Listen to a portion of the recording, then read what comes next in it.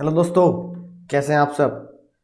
और दोस्तों, इस सीरीज़ की अगली कॉपी की तरफ चलते हैं। और मैं बस आपको क्या बताऊं, मुझे सच में इतना दुख होता है कॉपी चेक करते हुए, इतना दुख होता है कि मैं जिस भी टाइम कॉपी चेक करता हूं तो बहुत मन से दुख होता है कि पता नहीं, बच्चा जब पेपर देने जाता है तो पास होने के लिए सोचता है कि यार पास होऊंगा, बढ़िया नंबर आएंगे।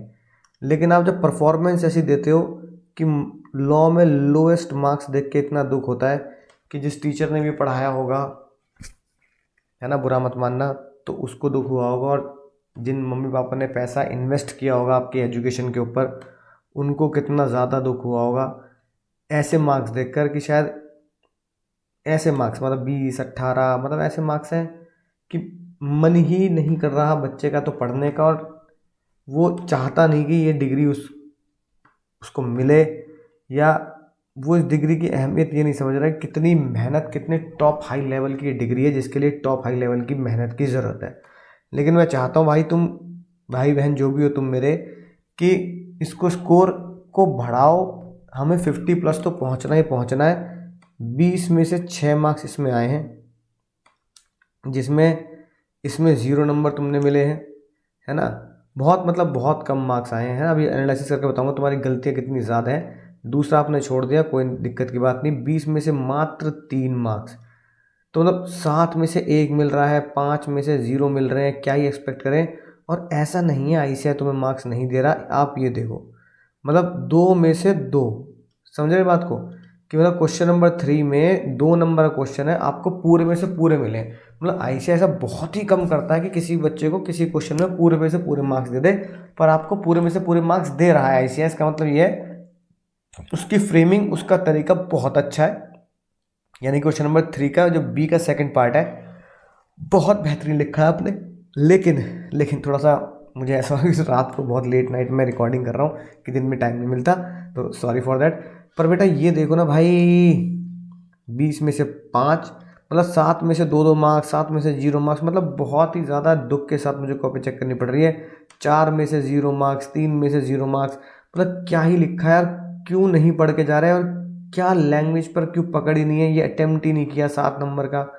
मतलब 0, मतलब लिख भी रहे हो तो सब में 0 ही आ रहे हैं, 0 ही आ रहे हैं। तो बताओ तुम्हारा पेपर ही कितने मार्क्स का रह गया, है ना। 7 3 10 मार्क्स का पेपर छूट गया, यानी लिखा ही नहीं। ये 4 14 मार्क्स का बेकार हो गया पेपर।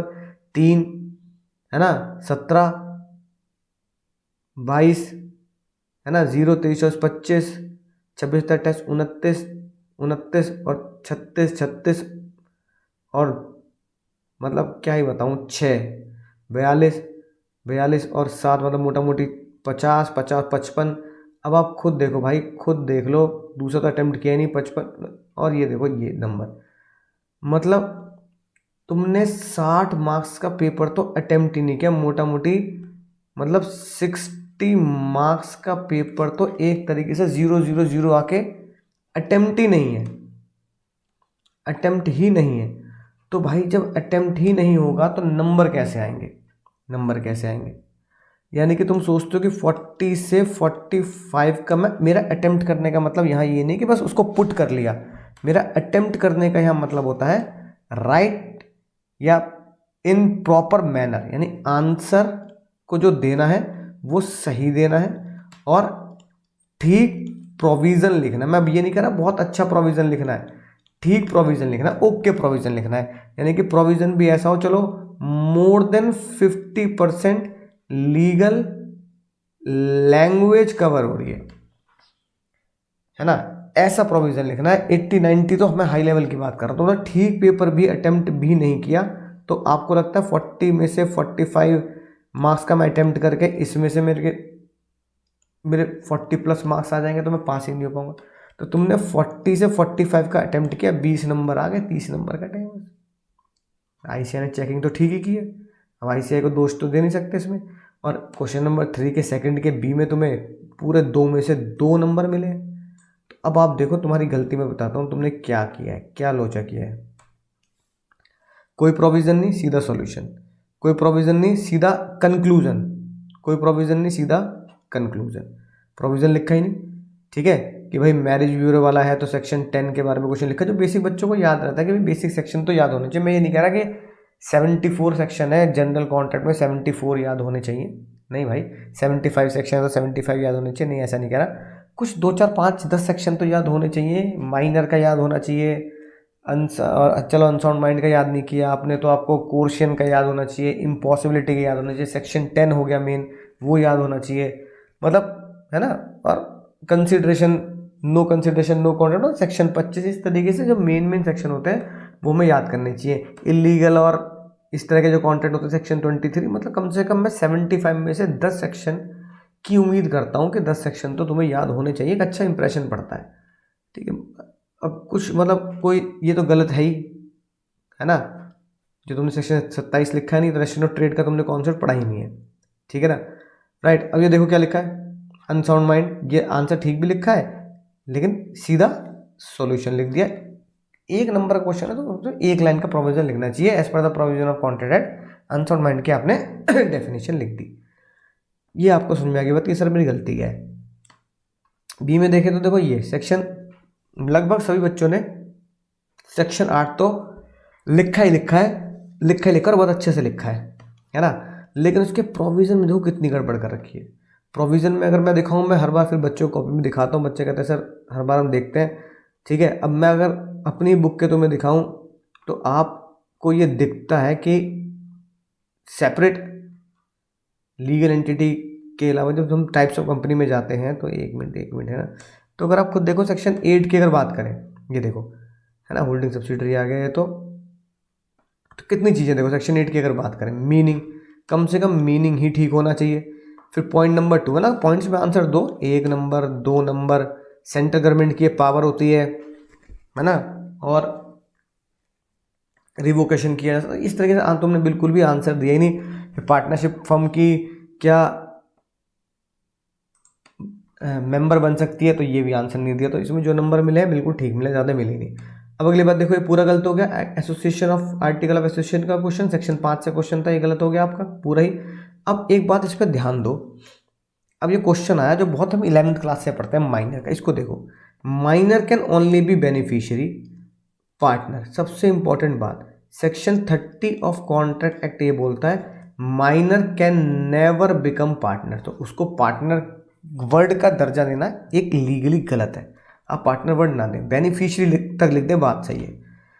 ठीक है, if the company wants to, ये वर्ड मुझे समझ में नहीं आया, लाइक अ पार्टनर गेन लिखा है शायद, but in at least 2 major help.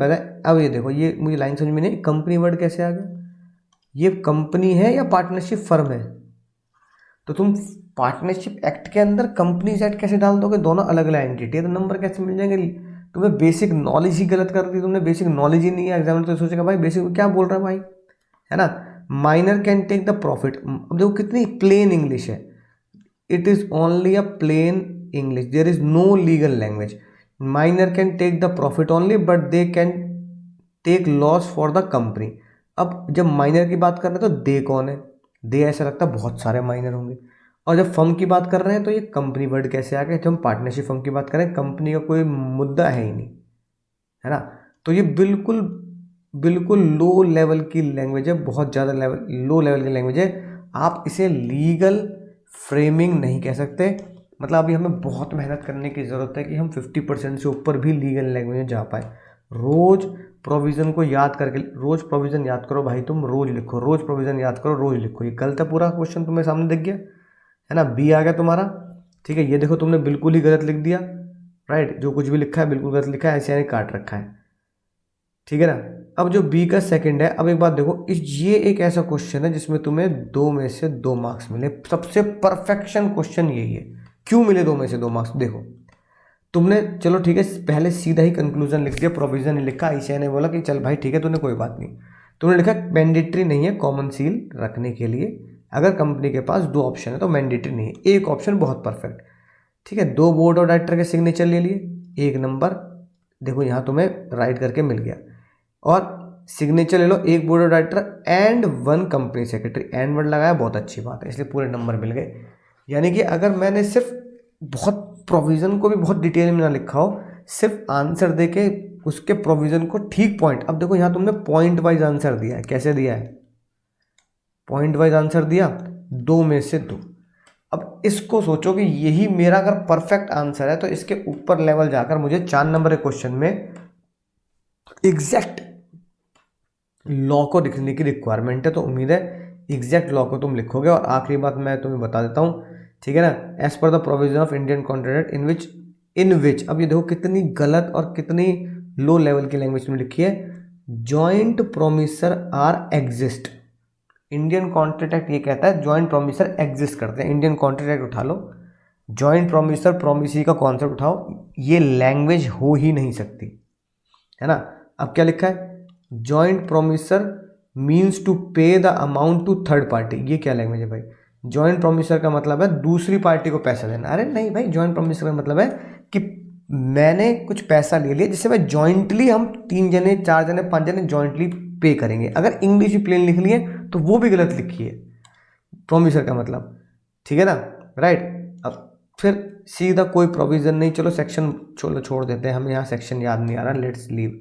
लेकिन as per the provision of Indian contract, तो जब तुमने बात लिख दी कि as per the provision of Indian contract act 1872, तो प्रोविजन लिखो ना। इंग्लिश, और इंग्लिश में भी बिल्कुल लो लेवल की इंग्लिश, जो इंग्लिश भी नहीं कही जा सकती, बहुत ही ज़्यादा गड़बड़ कर रखी है। तो सबसे पहले मुझे एक तो इंग्लिश का साथ छोड़ना पड़ेगा क्योंकि मुझे इंग्लिश नहीं आ रही है। दूसरा, दिल पे पत्थर रख के मुझे चीज़ों को घोट के पीना पड़ेगा। सेक्शंस तो सेकेंडरी बात हो गई, बाद के लेवल पे याद करने के लिए आती है। पहले मुझे अपने प्रोविज़न को इतना स्ट्रांग बनाना है कि पढ़ने वाले को लगे सच में इसने प्रोविज़न लिखा है। जैसे कि तुमने 2 में से 2 नंबर लाकर वो बात को साबित किया कि प्रोविज़न को अगर प्रोविज़न की तरह लिखा जाए तो एग्जामिनर पूरे नंबर देता है। तो मेरे दोस्तों, तुम्हें बात समझ में आएगी भाई, जो भी तुम हो। उम्मीद है अगर कमेंट ना करना चाहो तो मत करना, लेकिन तुम्हें ये दिल से बात समझ में आनी चाहिए कि सर आपने जो मुझे राह दिखाई है मैं इस पर पूरा खरा उतरूँगा, प्रोविज़न याद रखूँगा, प्रोविज़न को याद करने की कोशिश करूँगा और उसको डेली याद करो, डेली लिखो, याद करो, डेली लिखो, याद करो, डेली लिखो। यही मुझे प्रोसेस करना पड़ेगा। दिन में 3 क्वेश्चंस के प्रोविजंस को याद करना है। जैसे पहला क्वेश्चन ये उठा लिया, अब इसी क्वेश्चन के प्रोविज़न को, मुझे कसम खा लो, इसी क्वेश्चन के प्रोविज़न को मैं याद करूंगा और लिखूंगा, फिर देखूंगा कि मेरा प्रोविज़न लॉ की किताब से मैच कर रहा है या नहीं कर रहा है। फिर सेक्शन 8 का प्रोविज़न को मैं याद करूंगा, लिखूंगा, फिर चेक करूंगा कि आईसीएआई ने जो इसका सजेस्टेड आंसर दिया है उस सजेस्टेड आंसर से मैच कर रहा है नहीं कर रहा। इसी उम्मीद के साथ मैं तुम्हें सलाह देता हूँ, रोज़ याद करके लिखना पड़ेगा एटलीस्ट 3 से 4 क्वेश्चन। कमेंट करके बोल दो सर आपने जो कहा है मैं अब आगे वाले अटेम्प्ट के लिए दिलो जान से ऐसा करने वाला हूँ। आपको करके दिखाऊंगा, पास होके भी दिखाऊंगा, अच्छे नंबरों से पास होके दिखाऊंगा, माँ बाप का और आपका नाम जरूर रोशन करूंगा।